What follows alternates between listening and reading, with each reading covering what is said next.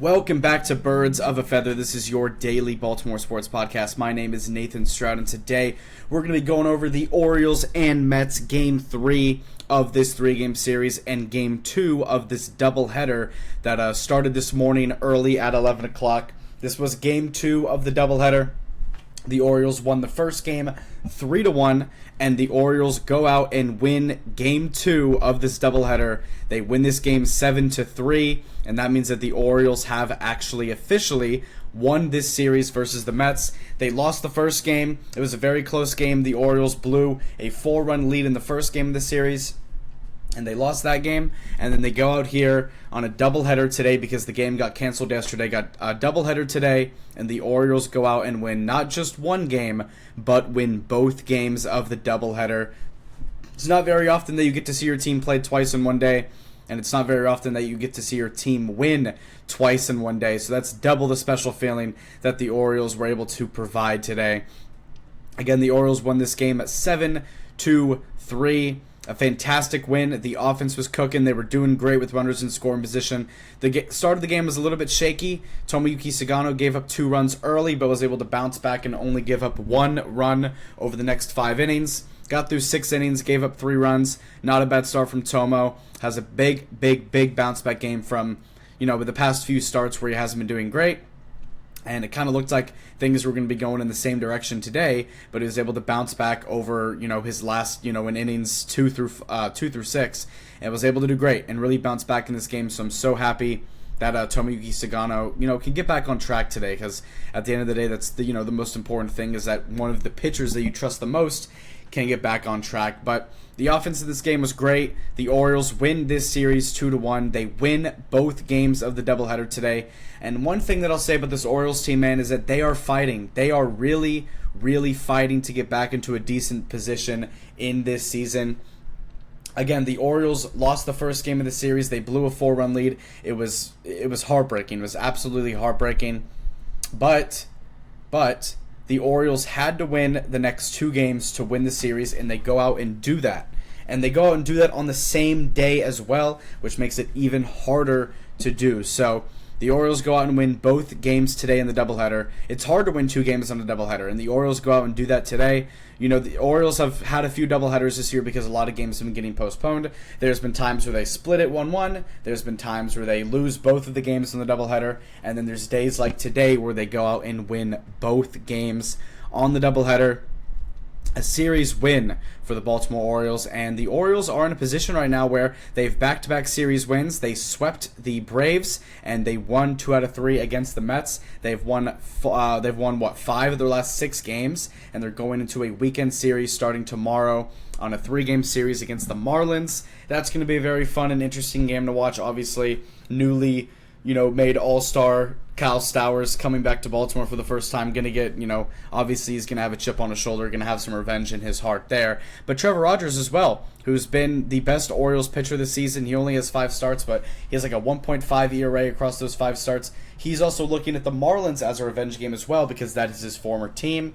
So it's going to be a very fun series this weekend as we close out the first half of the season. But let's just go over this Orioles and Mets Game 3.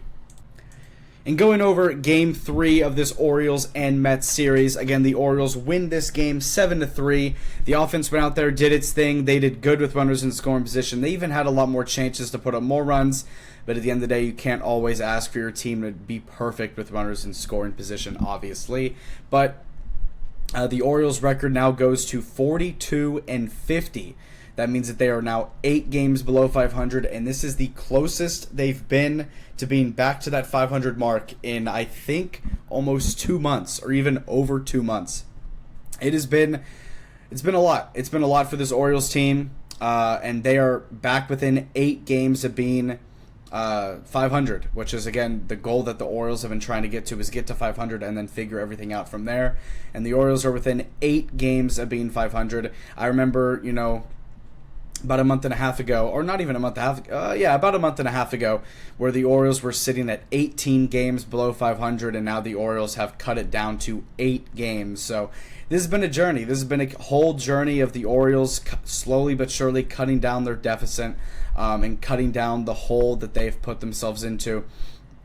But they're doing it, and I'm super, super, super proud of them. I'm super proud of this team for really fighting recently. You can tell that there's a sense of urgency within this team, that they know that, they really have this final month of July to really figure out what's going on, and they only have a few weeks to really figure out what's going on. Obviously, you mix All-Star break in there as well, so it's even less time. But there is one more series tomorrow against the Marlins this weekend, 3-game series. But the Orioles have won 5 of their last 6 games.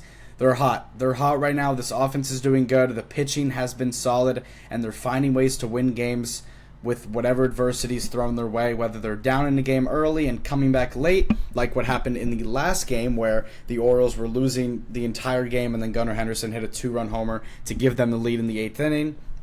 And then the Orioles won that game earlier today. And then today, the Orioles in this game were down 2-0 early, and then they go out and immediately fire and punch back and score 3 runs in the 2nd inning after they were down 2 runs in the 1st inning. So that's just what I'm kind of saying is the fight throughout this Orioles team. The Mets eventually tied it up in the 4th inning, making it 3-3, and then the Orioles made it 5-3 and then 7-3, and then the Orioles were able to win the game from there.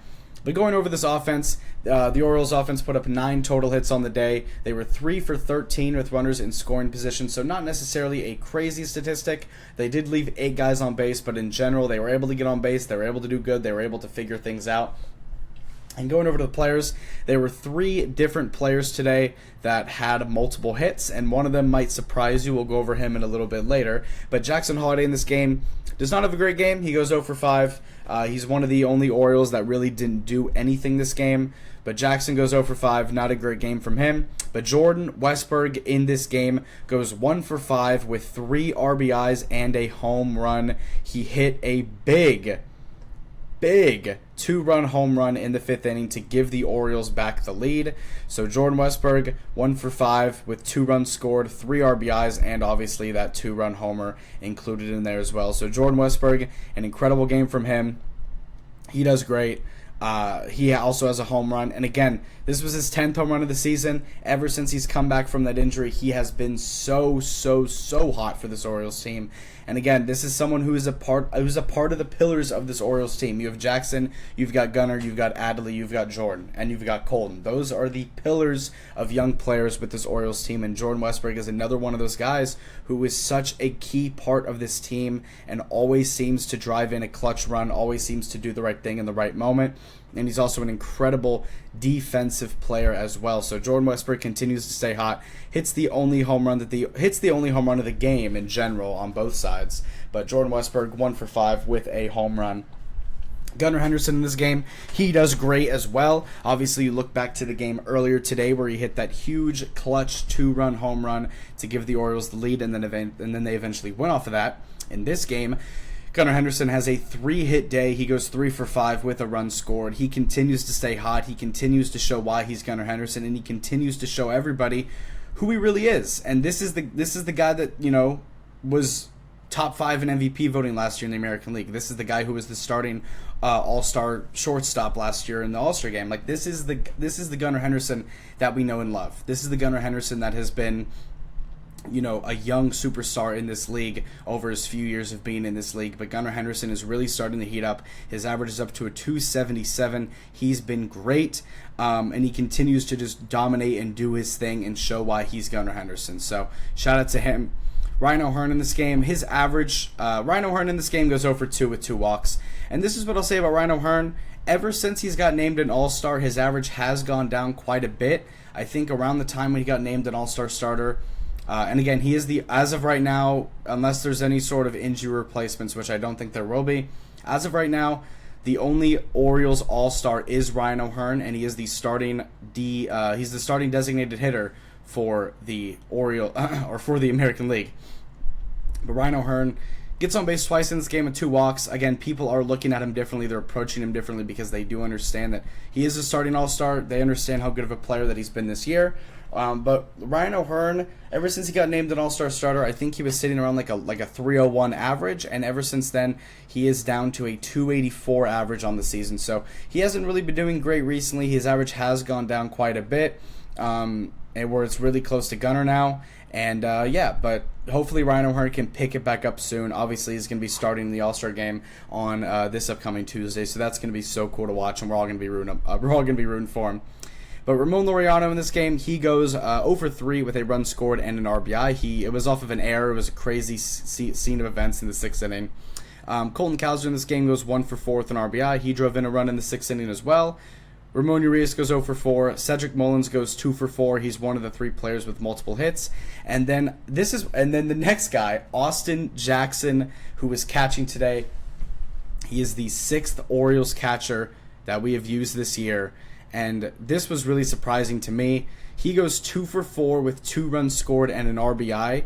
Austin Jackson has not had a big league at bat since 2022, and in his first start since 2022, he goes out there, gets 2 hits, scores 2 runs, and has an RBI. So an incredible game from Austin Jackson. He did great today. He had a good hustle, rounding third, going home on one of the Jordan Westberg ground out that brought in one of the RBIs for him.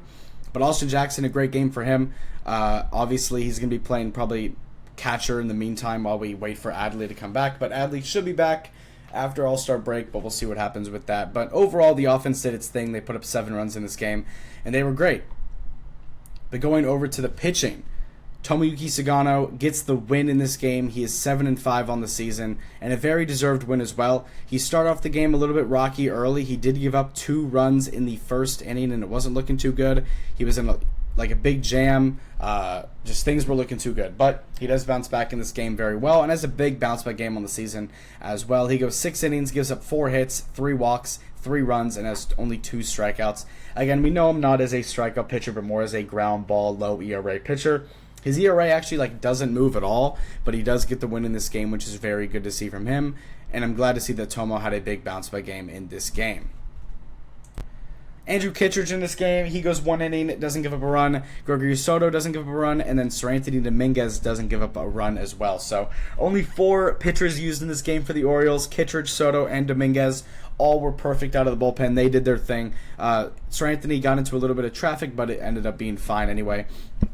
But overall, this is a big win for the Orioles. Obviously, they still have a lot of work to do to get back into where they're supposed to be, but they are in a pretty decent position right now if they want to get back into the season. They won 2 out of 3 from the Mets, and now they have a 3-game series against the Marlins starting tomorrow. And if they can win minimum 2 out of 3 in that series and get a series win against the Marlins, then you'll really be looking at this Orioles team in a good way. And if you go over to this Marlins series, if they win, let's say they sweep the Marlins, right?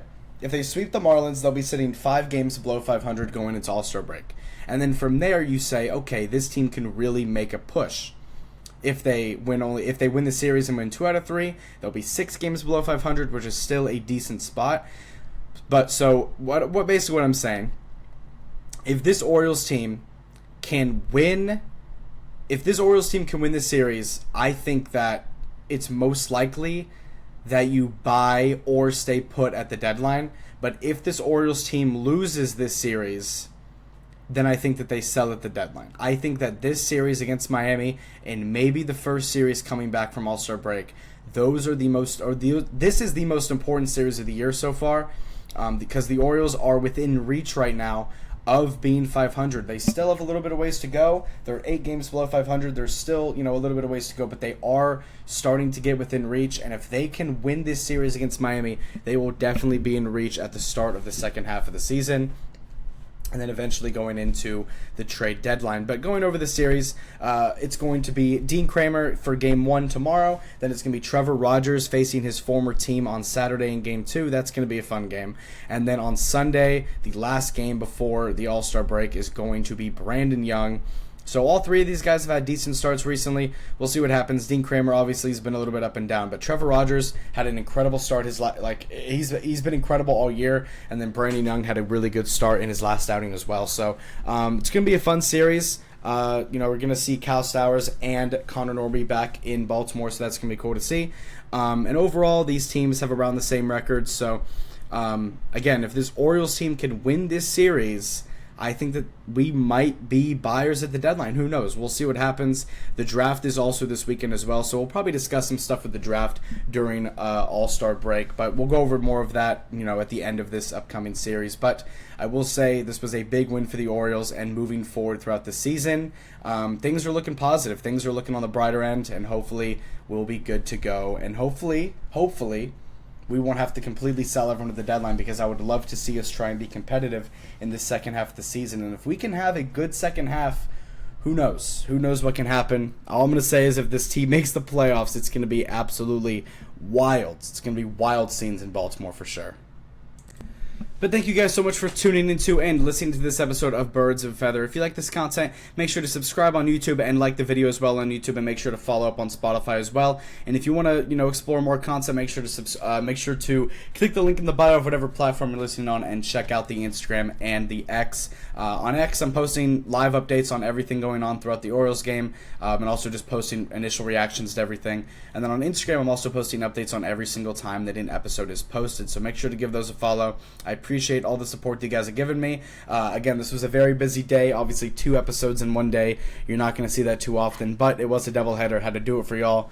And not only was it a doubleheader, but it was a doubleheader of Orioles wins. So the Orioles win both games today. Huge wins today. Can't even begin to describe how important these wins were for the Orioles moving forward throughout this season. It's going to be an interesting finish, and it's going to be an interesting decision whenever it gets to that point, whenever the Orioles need to, decide what they're going to do at the trade deadline. But until then, we can enjoy Orioles baseball and enjoy the race that we are in right now. So I'll see y'all tomorrow. I'll have an episode up sometime tomorrow talking about the Orioles and Marlins Game 1. That's going to be a fun series. And also, in my last episode, I talked about the Orioles trading Brian Baker, so the Orioles are making some moves. That was a move not necessarily indicating a sale, but just kind of a move that was too good to pass up, because we got a late first-rounder, early second-rounder out of it. So, you'll take that all day. And the bullpen as a whole in general has been solid anyway. So, I'll see you guys tomorrow. You have a great rest of y'all's day. I'll have an episode up sometime tomorrow talking about the Orioles and Marlins game sometime tomorrow night. And I'll see you on the next one. Go O's, go Ravens, and I'll see you later. Peace out.